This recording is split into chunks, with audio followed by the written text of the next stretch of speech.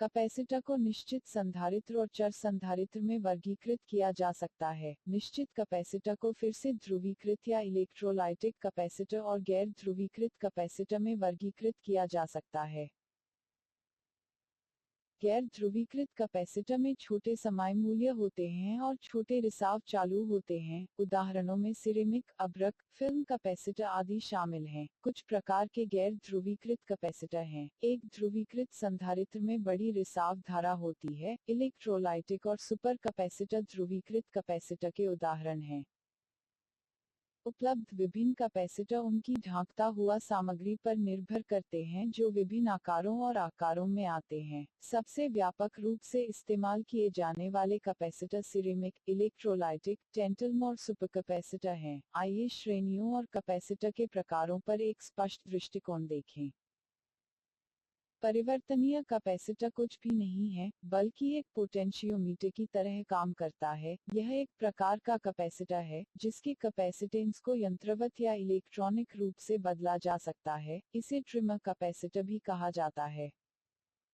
एक संधारित्र का समाई 3 कारकों पर निर्भर करता है। प्लेटों का क्षेत्र एक दूसरे का सामना करना पड़ रहा है। हमारे पास अलग अलग क्षेत्र होने के कारण कैपेसिटेंस अलग अलग है। प्लेटों के बीच की दूरी को बड़ा बनाकर समाई को छोटा और इसके विपरीत बनाया जाता है। ढांकता हुआ प्रकार। Film capacitor. फिल्म कैपेसिटर एक ढांकता हुआ के रूप में प्लास्टिक की फिल्म का उपयोग करते हैं। विभिन्न प्रकार की प्लास्टिक फिल्म है जिसमें पॉलिएस्टर, पॉलीस्टाइनिन, पॉलीप्रोपाइलीन, पॉलीकार्बोनेट, धातुयुक्त कागज और टेफ्लॉन का उपयोग ढांकता हुआ के रूप में किया जाता है। फिल्म के प्रकार के आधार पर इन्हें पेपर और मेटल फिल्म कैपेसिटर के रूप में वर्गीकृत किया गया है।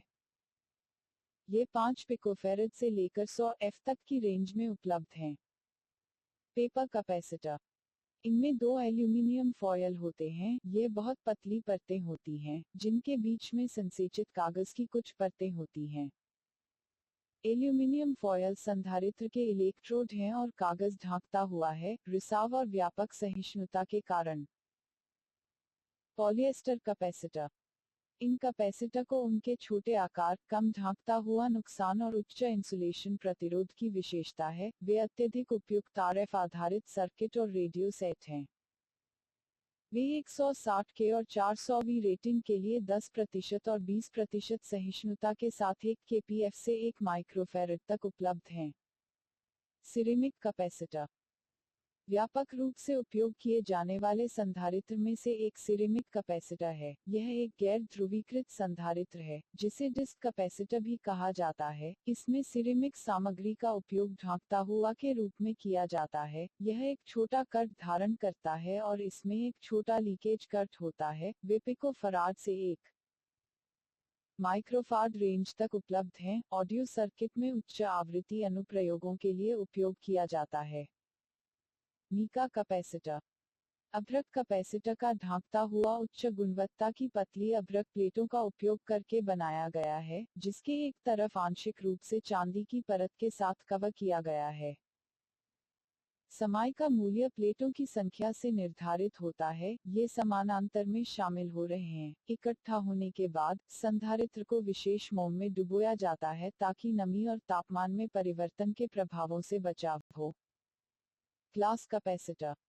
इन कैपेसिटर में ग्लास का उपयोग ढांकता हुआ पदार्थ के रूप में किया जाता है और इन प्रकार के कैपेसिटर की कीमत अधिक होती है। इस प्रकार के कैपेसिटर में कांच के ढांकता हुआ के साथ एल्यूमिनियम इलेक्ट्रोड मौजूद होते हैं। प्लास्टिक एनकैप्सुलेशन अंत में किया जाता है। इस प्रकार का अपेक्षाकृत कम समाई मूल्य है और 2000 पिकोफारेड तक के पिकोफैड के एक अंश के बीच हो सकता है।